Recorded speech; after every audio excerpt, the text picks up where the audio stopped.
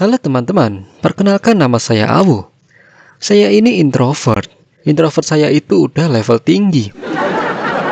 Level yang kalau ada tamu ketok pintu, saya bukannya buka pintu, malah tiarap di belakang sofa sambil nahan nafas. Ada 3 hal yang bikin saya tersiksa kalau lagi di tempat rame. Ngerasa salah kostum, bingung naruh tangan di mana, terus takut kalau diajak ngobrol duluan. 3 hal ini datang bareng-bareng, kayak paket combo maut dari leseng yang lagi nagih hutang. Tapi yang paling parah, saya punya prinsip titip hidup. Masuk kafe, saya nggak berani ke kasir, takut ditanya, atas nama siapa? Saya takut kalau saya jawab Awu, kasirnya dengernya bakso, ribet nanti debatnya. Akhirnya saya titip temen, pesen minum titip, pesen makan titip, bahkan kalau ada cewek cakep lewat, saya titip temen lagi. Tolong dong, tanyain dia single apa enggak. Temen saya kesel, "Woh, kamu sendiri aja kenapa?" Saya jawab, "Jangan, nanti kalau dia nolak saya secara langsung, saya bisa pindah kewarganegaraan karena malu."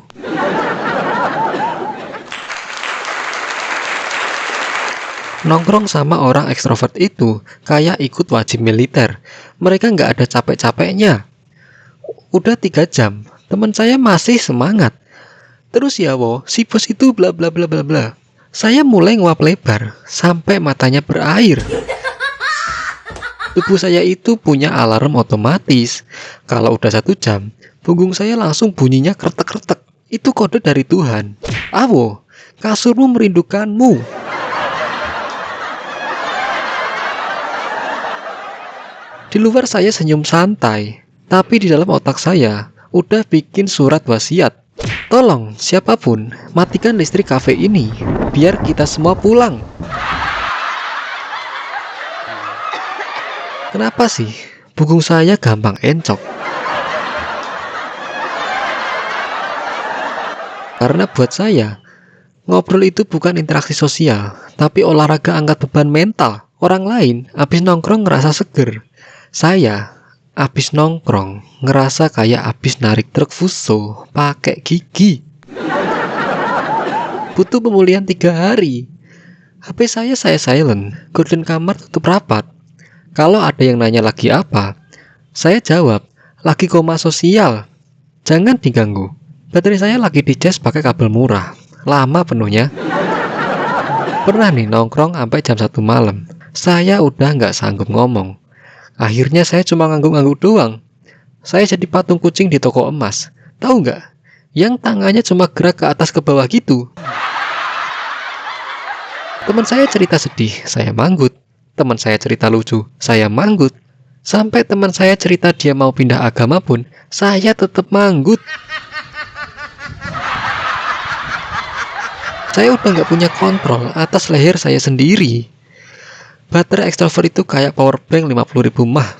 Makin rame, makin seru. Lah saya, baterai saya ini kayak HP Cina yang baterainya udah hamil. Baru dinyalain, bip bip.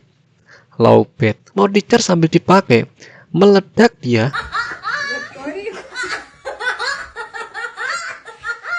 Makanya, kalau saya udah diem, itu bukannya karena saya sombong atau benci kalian. Itu tandanya sistem saraf saya sudah shutdown otomatis demi menghindari kerusakan permanen pada jiwa. Untungnya, saya punya teman yang peka. Dia lihat saya udah kayak zombie kurang gizi. Dia bilang, "Yuk pulang." Rasanya lebih indah daripada dengar pengumuman dapat warisan.